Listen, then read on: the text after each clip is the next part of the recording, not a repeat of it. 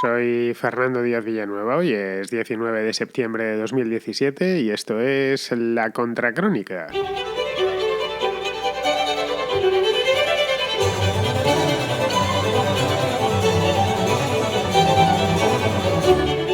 Hoy se debate en el Congreso de los Diputados una proposición de ley contra la discriminación por orientación sexual, identidad o expresión de género y características sexuales y de igualdad social de lesbianas, gays, bisexuales, transexuales, transgénero e intersexuales.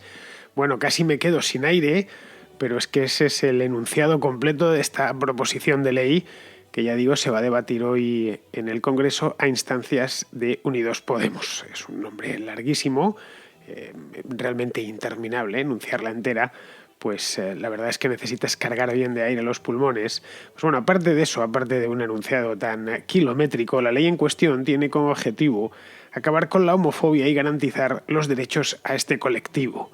Este es un extremo al que nadie se opone, en principio. Yo desde luego no me opongo, todo lo contrario.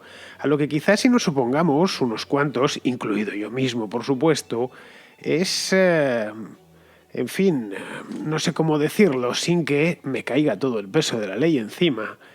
Es a un tipo de ley que es lo más parecido, y este en concreto es así, al vademecum del perfecto inquisidor.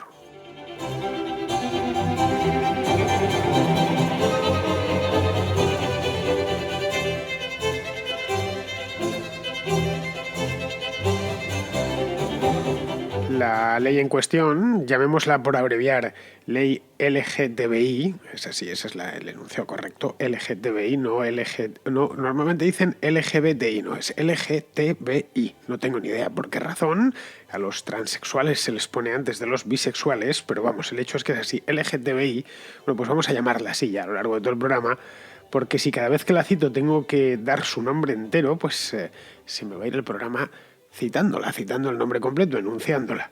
Bien, pues esta ley LGTBI es del mes de mayo. Se admitió a trámite concretamente el día 12 de aquel mes y ahora pasa a pleno. Así que la primera conclusión que puede sacarse, o que por lo menos he sacado yo al respecto, es que cómo es posible, en una palabra, que una proposición de ley tan llena de disparates como esta haya pasado casi 5 meses en el registro del Congreso y no haya merecido ni medio titular por parte de la prensa. Yo mismo he tenido que descubrirla por fuentes indirectas. En su momento recuerdo cuando se presentó que algunos dieron la voz de alarma, me bajé el PDF, está disponible por supuesto en el Congreso, en congreso.es, podéis ir a verlo, allí buscarla y tendréis eso sí que meter toda la cadena de búsqueda de esta ley, así que rebobinad para atrás y buscad el nombre completo.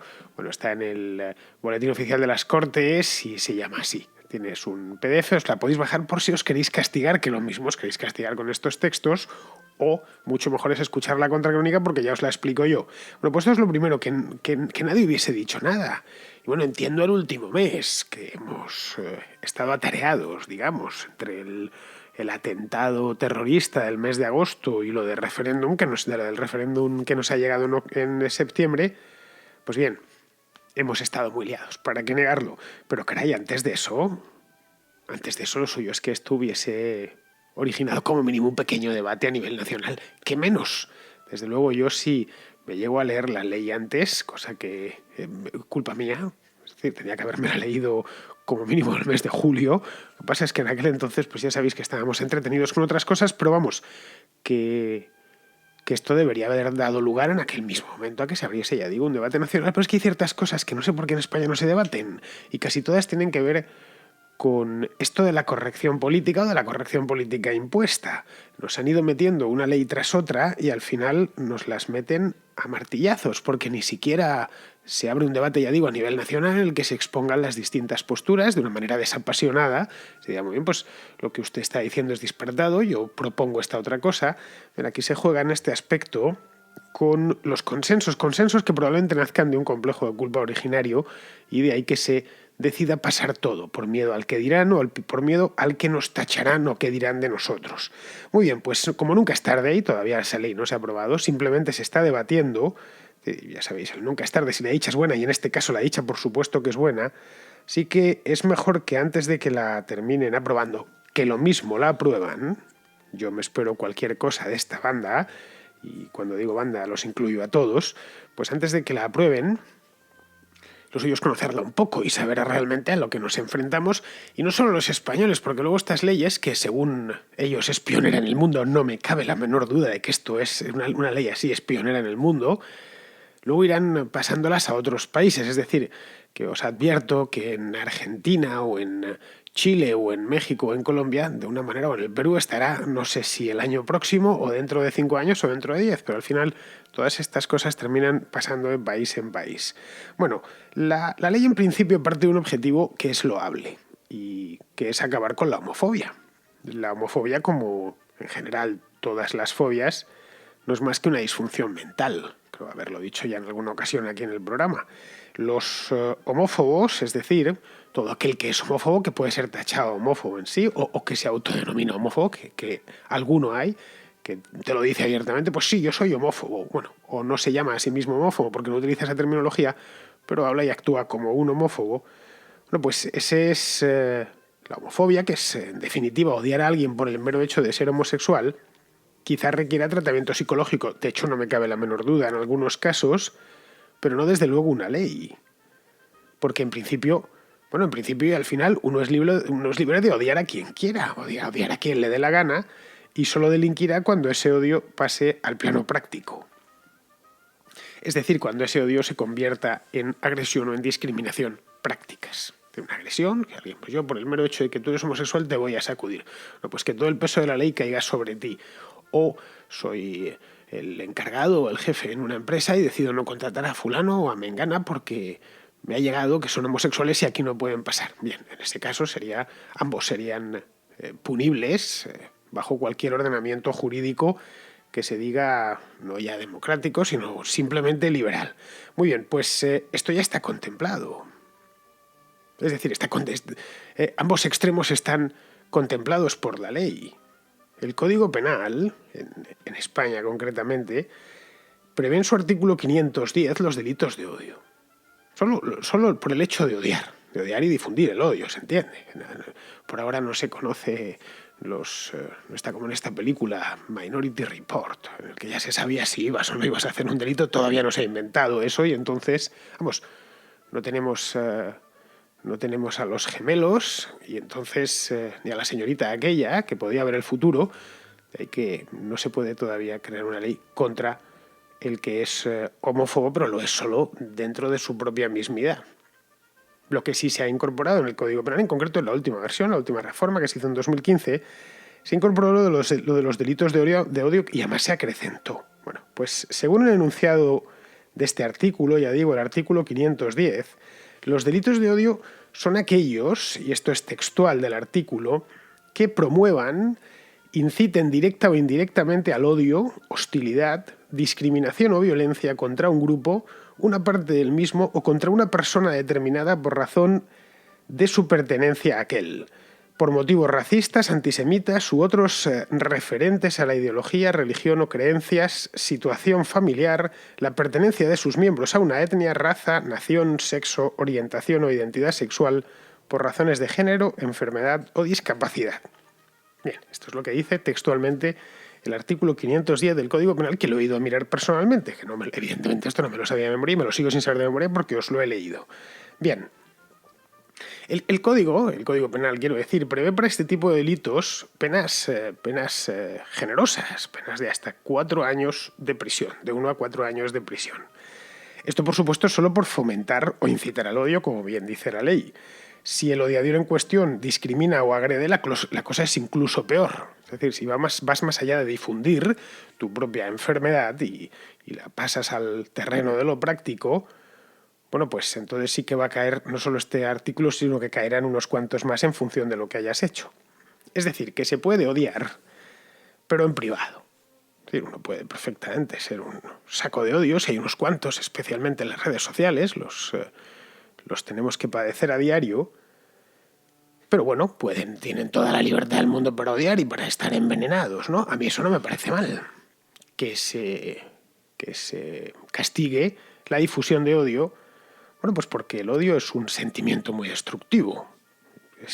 Parecerá yo tengo todo el derecho del mundo a decir que hay que matar a los negros, o hay que matar a los gitanos, o hay que matar a quien sea, porque son tal, y construir un discurso delirante sobre esa idea y difundirlo y publicarlo en los periódicos y... Bien, eso puede tener consecuencias como la historia nos ha enseñado. Luego está bien que exista una legislación al respecto. Claro, evidentemente para que alguien sea procesado por delitos de odio, es decir, para que le apliquen el 510 del Código Penal, en España la víctima tiene que aportar pruebas. ¿Qué menos? ¿No? Este señor me ha agredido. Bueno, pues por favor, tráigame el resguardo del médico en el que... el informe en el que qué lesiones le ha ocasionado en su agresión, dónde ha sido, si dispone de testigos, por favor, facilítelos. En una palabra, se incoaría un proceso, ¿no? Que se dice en terminología jurídica. Y luego ya, en última instancia, pues sería el propio juez el que dirimiría la cuestión. Pues sí, efectivamente se produjo un artículo de odio, un delito de odio, y el peso de la ley va a caer sobre el odiador. Le van a caer 4 años, que es lo máximo que prevé este artículo, y aquí paz y después gloria. Podríamos decir, la justicia ha funcionado conforme a lo previsto. Bien, yo creo que hasta aquí todo correcto. No hay nada que objetar, o yo por lo menos no tengo nada que objetar. En este caso se garantiza la presunción de inocencia y la carga de la prueba la tiene que aportar la parte acusadora, como no podía ser de otra manera. Yo puedo entonces ser objeto de todo tipo de agresiones si exijo al otro que aporte la carga de la prueba, si invierto la carga de la prueba, en una palabra. No, este señor me ha agredido, deme pruebas. No, él tiene que demostrar que no me ha agredido. No, eso es... Bueno, aunque hay una ley en España que funciona de esta manera, que es en concreto la ley de violencia de género, pero bueno, esa vamos a dejarla al margen, al menos por ahora.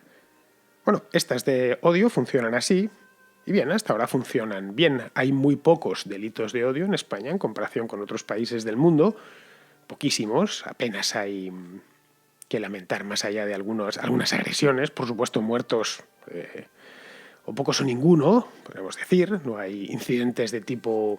El odio por lo general viene dado por conflictos de tipo étnico y en nuestro país no hay mucho de eso y entonces afortunadamente podemos sentirnos orgullosos.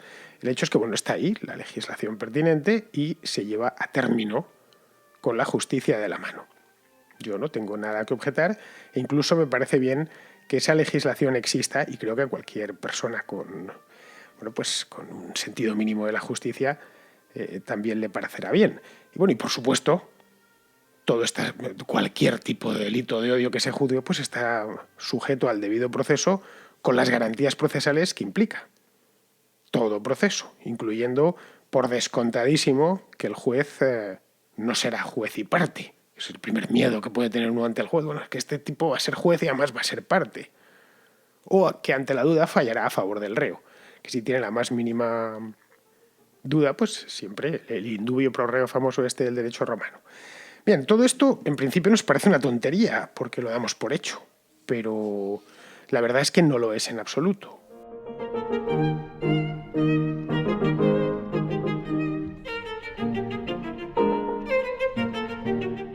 Y digo que no lo es en absoluto porque una de las características de cualquier dictadura es que quien acusa y quien juzga es la misma persona o el mismo organismo.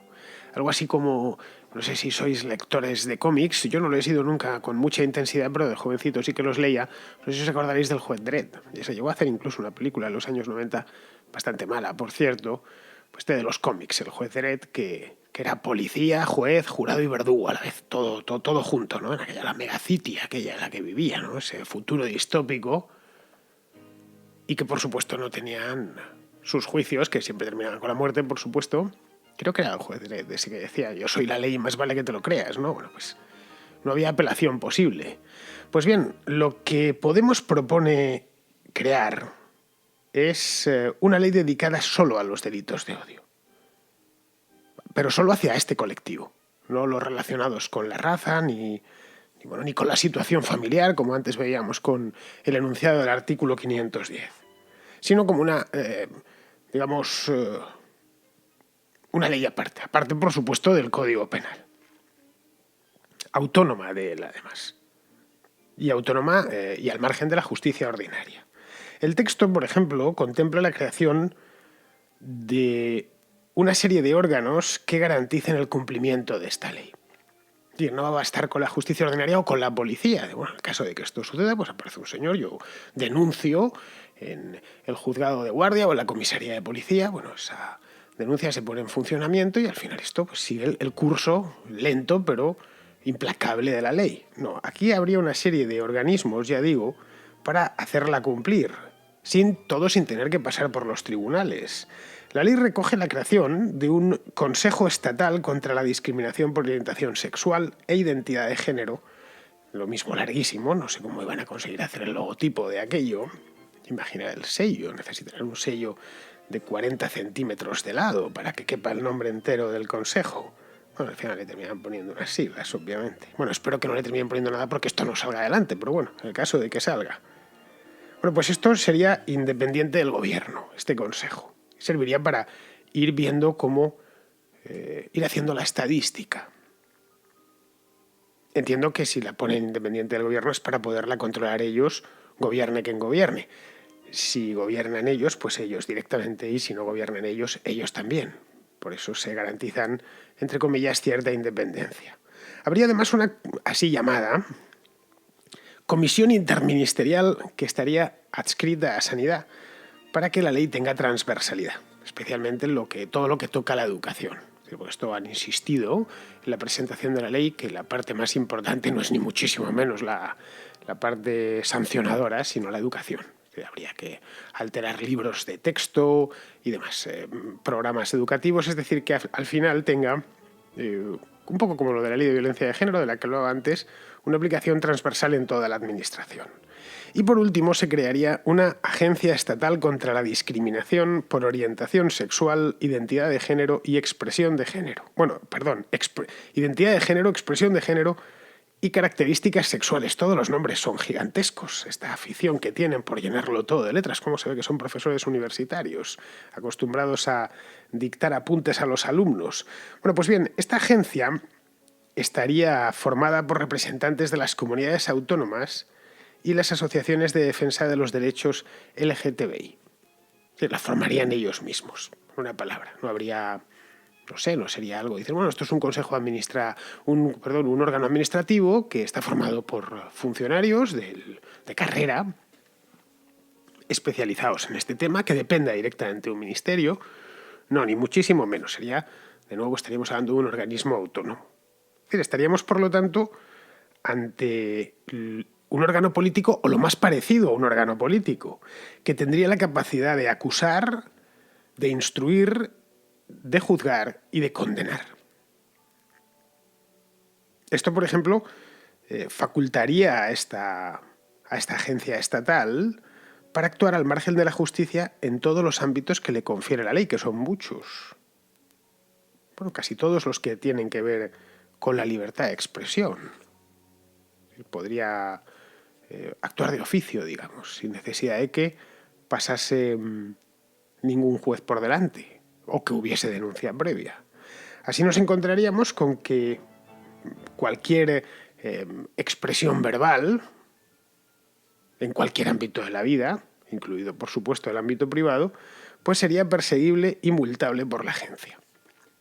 Esto es tal cual. Es decir, que no podrían contarse ni siquiera chistes entre amigos.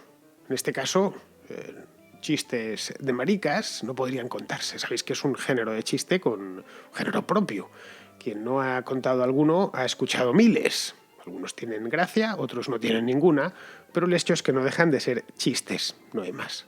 De ser puras bromas y el humor ya se sabe. No hace gracia a todo el mundo, pero hay chistes que a mí no me hacen gracia y otros se tiran por los suelos y viceversa. Hay gente que dice, pues este chiste no lo he entendido y yo estoy haciendo el bicho bola de lo que me estoy riendo con el chiste. Pues bien, ellos dirían si el chiste no ya si es gracioso o no, sino si ese chiste es perseguible o no.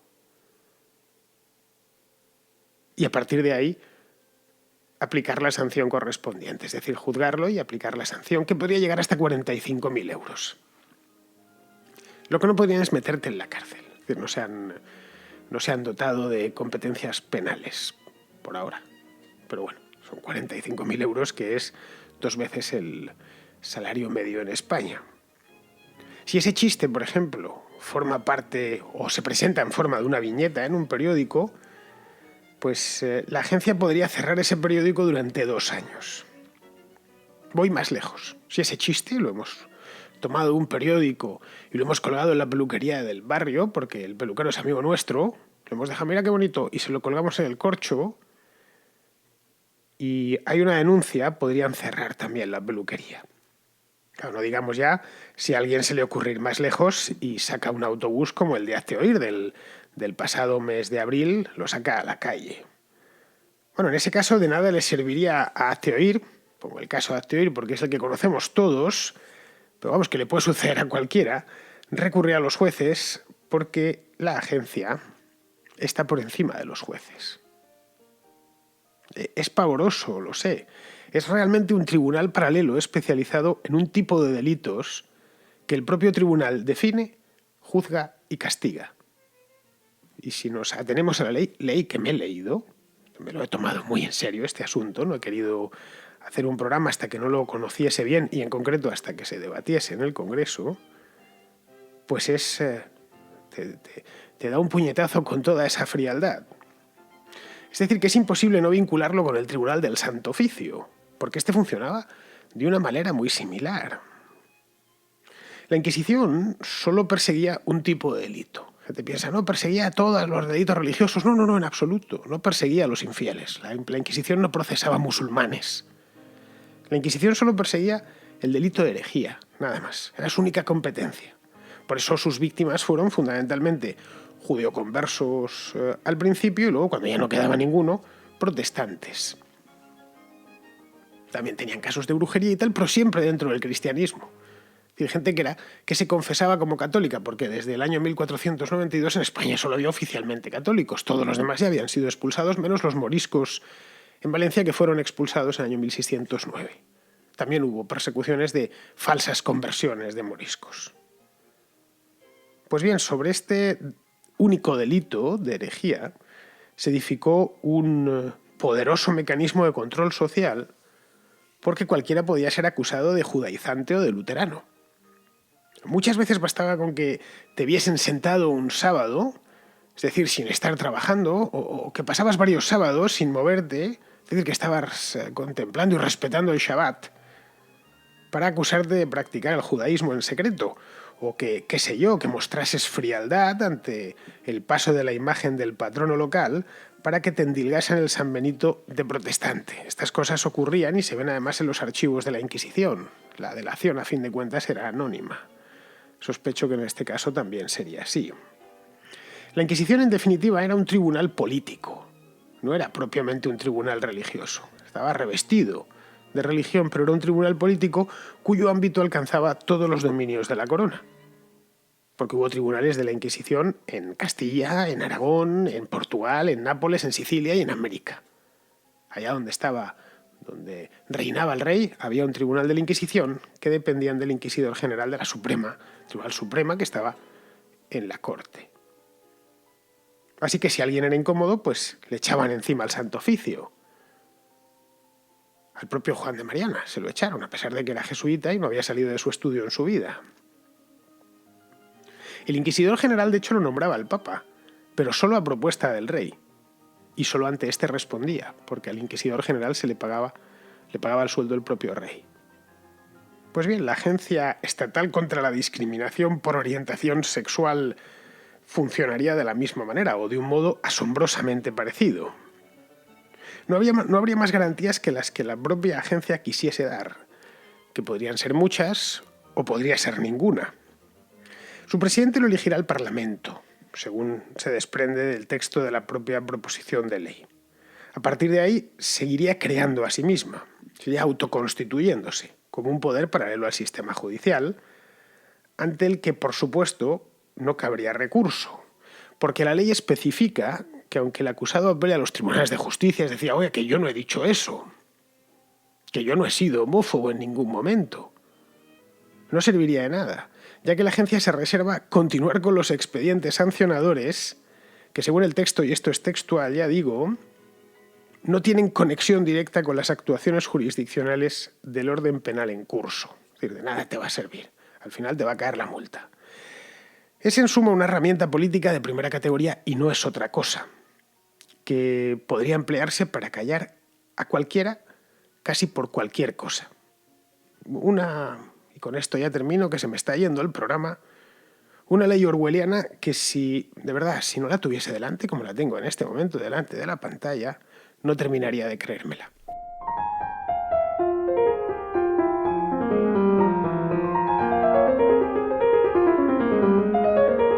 Pepe es un oyente de Melbourne que nos acerca a lo que él denomina una podenoticia de la lejana Australia. Aquí los trenes, los tranvías, como en todos los países del mundo, en todas las ciudades del mundo, pueblos, si quieres, tienen anuncios en los trenes, en los trams, que van por la ciudad y en las paradas.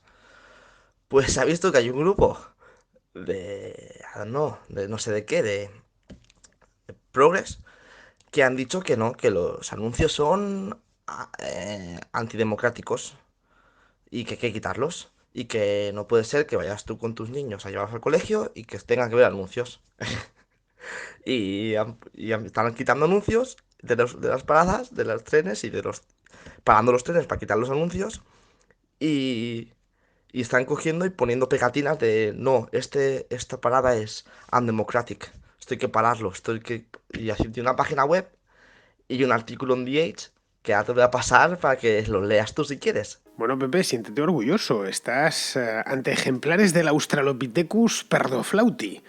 He estado mirando la web que me envías, que se llama tramclean.wordpress.com. Está muy bien, he estado viéndola, muy sencillita. Yo creo que le han dedicado todos los recursos a lo de quitar los anuncios.